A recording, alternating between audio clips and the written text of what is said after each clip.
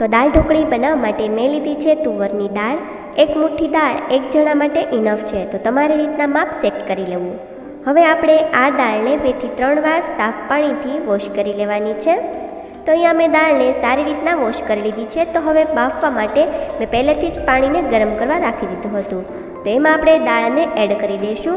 જો તમારી દાળ તેલવાળી હોય તો 10 મિનિટ પલાળી અને પછી વોશ કરવી, જેથી કરીને બધું જ તેલ દૂર થઈ જાય। તો હવે આપણે આ પાણીમાં અડધી ચમચી જેટલી હળદર અને અડધી ચમચી જેટલું તેલ એડ કરીશું, જેનાથી આપણી દાળ છે તે ખૂબ ઝડપથી કૂક પણ થઈ જશે અને ઉભરાશે પણ નહીં। તો હવે આપણે ઢાંકણને ઢાંકી અને 2 થી 3 સીટી કરી દાળને બાફી લેવાની છે। તો આપણી દાળ બફાય ત્યાં સુધીમાં આપણે ઢોકળીનો લોટ પણ બાંધી લઈએ। તો ઢોકળીનો લોટ બાંધવા માટે આપણે જે રોટલીનો ઝીણો લોટ આવે એ જ લેવાનો છે। તો અહીંયા મેં 1 વાટકી જેટલો લોટ લીધો છે। તમારે જેટલી ક્વોન્ટિટીમાં બનાવવું હોય એટલી પ્રમાણે તમારે લોટ લઈ લેવાનો। હવે આપણે આમાં હળદર નાખીશું, પોણી ચમચી જેટલી। હળદર થોડીક વધારે જ નાખવી, જેથી કલર સારો આવે। અડધી ચમચી જેટલું ધાણા જીરું, અડધી ચમચી જેટલું લાલ મરચું અને સાથે જ આપણે મીઠું એડ કરીશું સ્વાદ પ્રમાણે અને થોડોક ગરમ મસાલો એડ કરીશું।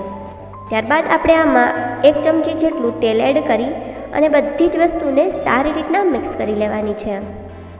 હવે આપણે આમાં જરૂરિયાત પ્રમાણે પાણી એડ કરી અને લોટ બાંધી લેવાનો છે। લોટ આપણે રોટલીનો લોટ હોય એના કરતાં થોડો કડક રાખવાનો છે, બહુ ઢીલો લોટ નથી બાંધવાનો। તો તમે જોઈ શકો છો કે અહીંયા મેં લોટને બાંધી લીધો છે અને તમને લોટ પાસેથી પણ બતાવી દઉં કે આ લોટ કેવો મેં બાંધ્યો છે। એકદમ ઢીલો પણ નથી અને સ્મૂથ લોટ છે। તો સારી રીતના લોટ બાંધી લીધો છે મેં। તો આપણે આ તેલવાળા હાથ કરી અને લોટને 5 થી 10 મિનિટ સુધી રેસ્ટ કરવા માટે છોડી દઈશું, જેથી કરીને લોટ છે તે ખૂબ સારો સેટ થઈ જાય। તો આપણી દાળ પણ બફાઈ ગઈ છે એટલી વારમાં, તમે જોઈ શકો છો કે ખૂબ સારી આપણી દાળ છે તે બફાઈ અને રેડી થઈ ગઈ છે। તો હવે આપણે ગેસને શરૂ કરીશું અને આ દાળની અંદર જરૂરિયાત પ્રમાણે પાણી એડ કરીશું। તો દાળ ઢોકળીની દાળ છે એને થોડીક વધારે જ પતલી રાખવાની, કેમ કે આપણે હજી ઢોકળીને પણ બાફીશું, એટલે આ દાળ છે તે વધારે જ ઘાટી બની જશે। તો આપણે પહેલેથી જ દાળને આછી રાખવાની છે। તો હવે આપણે આને એક ઝેરણીની મદદથી હું આ દાળને એકરસ કરી લઈશ। તમે આની અંદર બ્લેન્ડર પણ ફેરવી શકો છો। હવે આપણે આમાં 2 મોટા ટમેટાં છે જેને મેં ખૂબ જ ઝીણા કટ કરીને લીધા છે। સાથે જ આપણે આમાં નાખીશું લીલા મરચાં, જેને મેં ખાંડીને રાખ્યા છે। તો 1.5 ચમચી જેટલા લીલા મરચાં લીધા છે। તમે તમારા તીખાશ પ્રમાણે ઓછા કે વધુ કરી શકો છો। હવે આપણે આમાં 2 ઇંચ જેટલો આદુનો ટુકડો એડ કરીશું। આદુથી ટેસ્ટ ખૂબ જ સરસ આવે છે। તમે ગુજરાતી દાળ બનાવતા હોય કે પછી દાળ ઢોકળી બનાવતા હોય, આદુ થોડોક વધારે જ લેવો। આમાં આપણે ક્યારેય લસણ કે પછી ધાણા જીરું પાવડરનો યુઝ નથી કરવાનો। તો આ બધી જ વસ્તુને મિક્સ કરી લઈએ અને ઉકળવા દઈશું। દાળ સારી ઉકળે ત્યાં સુધીમાં આપણે ઢોકળી રેડી કરી લઈએ। તો આપણો લોટ ખૂબ સારો સોફ્ટ થઈ ગયો છે, તમે જોઈ શકો છો। તો હવે આપણે આમાંથી એક મોટો લુવો લઈશું અને ઢોકળી બનાવી લઈશું। તો લુવાને સૌથી પહેલાં આપણે કોરા લોટમાં ડસ્ટ કરી લઈશું અને આમાંથી આપણે રોટલી કરતાં થોડીક જાડી અને પરાઠા કરતાં થોડીક પતલી એવી રોટલી વણી લઈશું। બહુ જાડી નથી રાખવાની અને બહુ વધારે પતલી પણ નથી રાખવાની। તો જો તમારો લોટ વધારે ઢીલો હશે તો તમારી ઢોકળી છે તે એકદમ છૂટી છૂટી નહીં બને। તો લોટ એકદમ ઢીલો ના હોવો જોઈએ અને બહુ વધારે કડક પણ ના હોવો જોઈએ, એકદમ સોફ્ટ લોટ હોવો જોઈએ। તો તમે જોઈ શકો છો આની થિકનેસ, મેં રોટલીને કેટલી થિકનેસ રાખી છે। તો હવે આપણે આને કટ કરી લઈશું। તમે જોઈ શકો છો કઈ રીતના કટ કરી રહી છું। તો આપણે ઢોકળીને સારી રીતના કટ કરી લઈશું। ઢોકળીમાં આપણે તેલ નાખ્યું હતું લોટ બાંધવામાં, એટલે ઢોકળી છે તે એકદમ જ છૂટી છૂટી અને ખૂબ જ સરસ બનશે।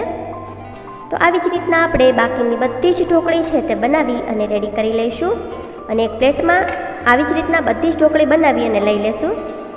તો હવે આપણે આ ઢોકળીને દાળમાં એડ કરીશું। આપણી દાળ પણ ખૂબ સારી એવી ઉકળી ગઈ છે, તમે જોઈ શકો છો। તો આપણે ઢોકળીને આની અંદર એડ કરી દઈશું।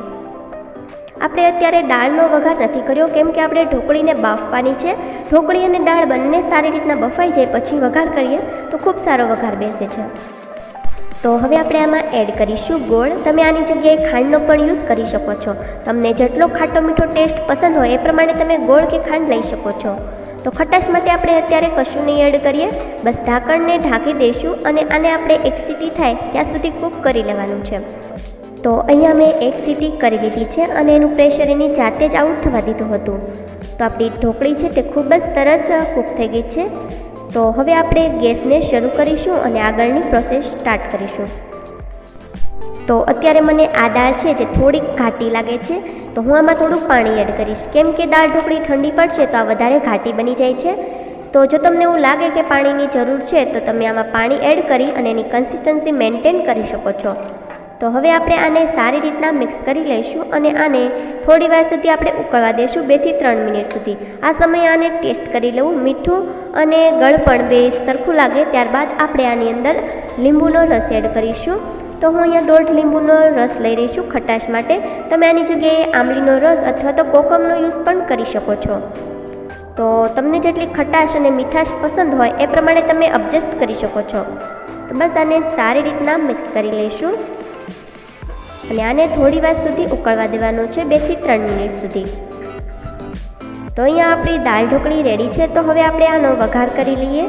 તો આનો વઘાર જ મેન છે અત્યારે. તો હવે આપણે આમાં વઘાર માટે 1 થી 1.5 ચમચી જેટલું તેલ ગરમ કરીશું. તેલ ગરમ થાય એટલે આમાં 4 થી 5 લવિંગ અને 3 થી 4 બાદિયા નાખીશું. સાથે જ આપણે રાઈ નાખીશું. રાઈના દાણા સારા એવા ફૂટી જાય ત્યારબાદ આપણે એમાં સૂકા લાલ મરચાં એડ કરીશું, ચપટીક જેટલી હિંગ, અડધી ચમચી જેટલું આખું જીરું, સાથે જ આપણે મીઠી લીમડીના પાન એડ કરીશું અને અડધી ચમચીથી થોડીક ઓછું લાલ મરચું એડ કરી અને જલ્દીથી લાલ મરચું ના બળે તે પહેલાં આપણે વઘારને દાળમાં એડ કરી દઈશું. આવી રીતના વઘાર કરવાથી દાળ છે એમાં એક લાલ મરચાંનો એક ફ્લેવર બેસી જાય છે, તો તે ખૂબ જ ટેસ્ટી લાગે છે. વઘાર કરી અને 1 મિનિટ ઢાંકણને ઢાંકી દેવું એટલે વઘારની સારી એવી સુગંધ છે તે આપણી દાળમાં બેસી જાય. તો તમે જોઈ શકો છો કે આપણી દાળનો કલર ખૂબ સરસ આવી ગયો છે. હવે આપણે આમાં ગરમ મસાલો એડ કરીશું અને ફ્રેશ ધાણા એડ કરીશું. તો તમે જોઈ શકો છો કે એકદમ છૂટી છૂટી અને જેને જોતાં જ ખાવાનું મન થઈ જાય એવી આપણી આ દાળ ઢોકળી બનીને રેડી છે. તો હવે આપણે આ દાળ ઢોકળીને સર્વિંગ પ્લેટમાં સર્વ કરી લઈશું. તો રેડી છે અહીંયા એકદમ ટેસ્ટી અને જેને જોતાં જ ખાવાનું મન થઈ જાય એવી દાળ ઢોકળી. તો તમે પણ ઘરે આ રીતે દાળ ઢોકળી જરૂરથી બનાવો અને મને કમેન્ટમાં જણાવો કે તમને આજની આ રેસીપી કેવી લાગી. રેસીપી ગમે તો લાઈક જરૂરથી કરો. ફરી મળીશું નવા વિડીયોની સાથે. ત્યાં સુધી થેન્ક યુ.